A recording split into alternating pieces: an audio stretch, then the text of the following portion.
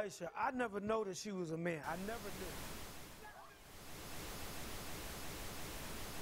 I believe that our education, like such as in South Africa and the Iraq, everywhere like such as.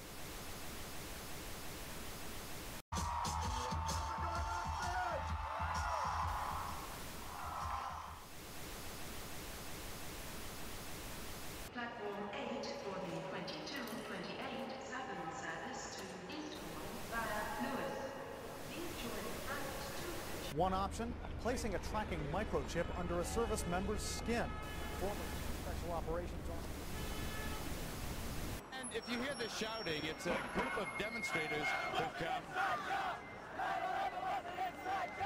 9/11 was an inside job.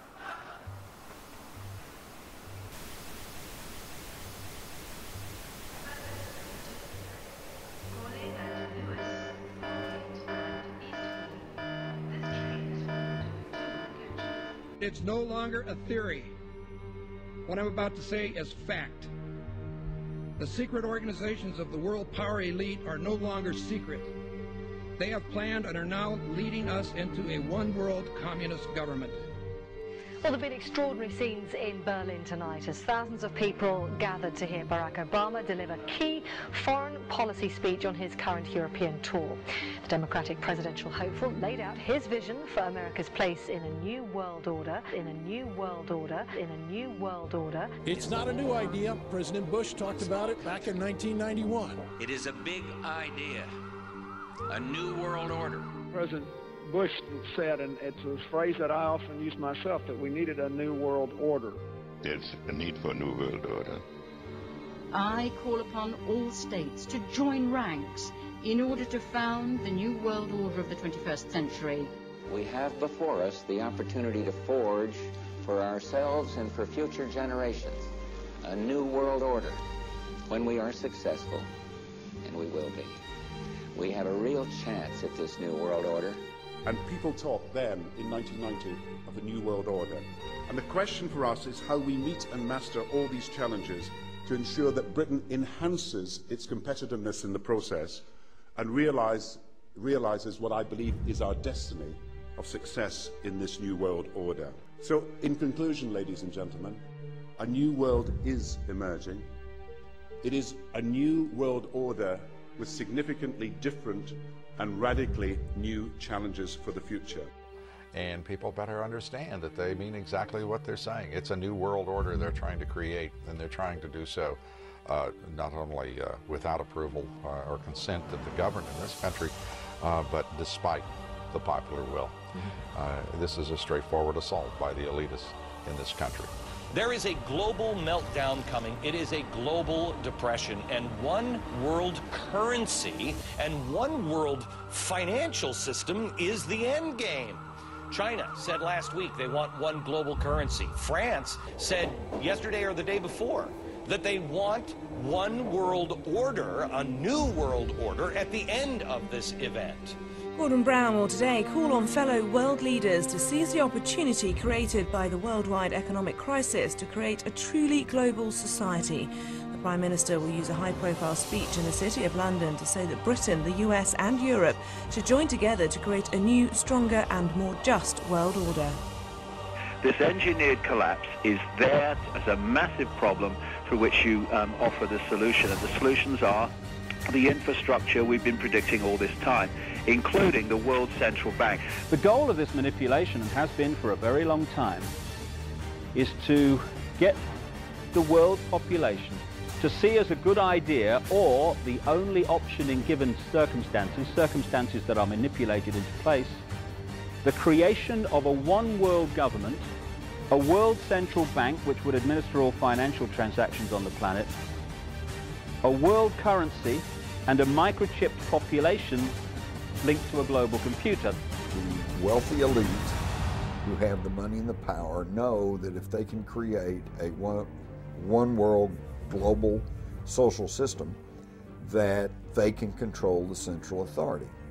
In other words, world control, world domination, one of the oldest desires in the history of the world. There's a very, very clear-cut and easily identifiable system in place that puts all of these elements from media control to government control to energy control together into one apparatus working together effectively towards its final goal, which is, you know, global control. Because of the compartmentalized pyramids that they've constructed within all these institutions of government and finance and corporations, the vast majority of people who are daily making contributions to push the world in this towards this Orwellian global state have no idea that they're doing that because they don't know how their contributions fit in with everyone else's. Only the few at the top do.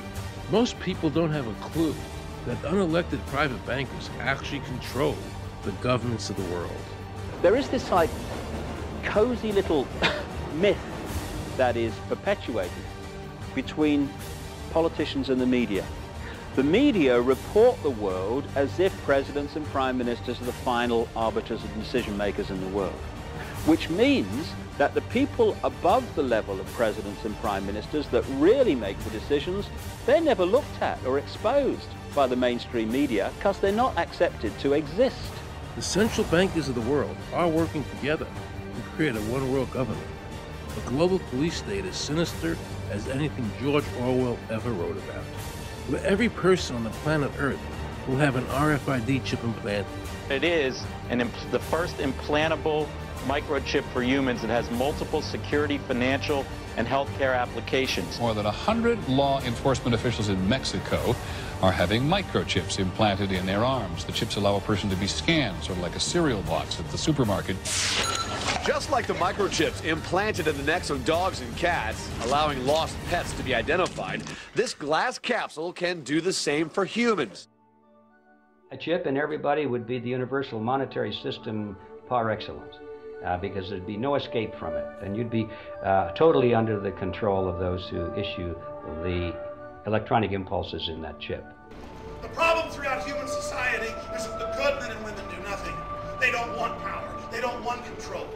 They want to lead a leisurely life. They want to spend time with their family. They want to lead simple lives.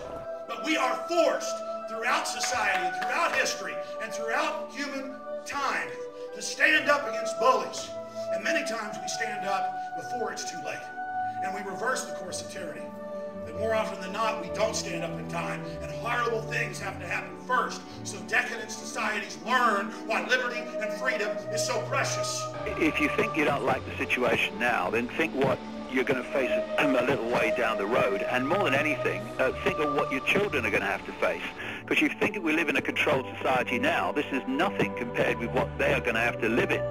So in terms of parents who are listening to this information, I would say this: go and look your children in the eyes and tell them that you can't be bothered, or you're too frightened to do anything about it. You're too frightened to get involved, too frightened to get involved in being another conduit for getting this information further and further expanded into the public mind, that you're too frightened to get together with others to stop cooperating with this system and to not be intimidated into coming into line, which is a bit like coming into line in a concentration camp and thinking it will be okay.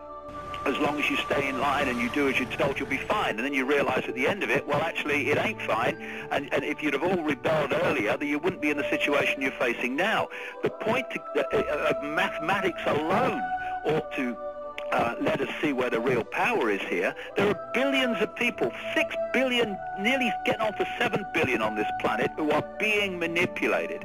There are, in full knowledge of what they're doing, a relative handful of those who are doing the manipulating to the end that we're talking about. They think they've beaten us. They think that they're going to have their way with us. And I'm here to tell them they're not going to have their way with us. We are going to defeat them. You guys aren't going to be able to get away with your New World Order, sir. Talk about you know what New World Order is. You will never get a New World Order. Never. National sovereignty will prevail. The New World Order is going down, sir. You can laugh. Wake up, people. Wake up. Research the New World Order. This is important. Look it up. Investigate it. Your New World Order will fall. Humanity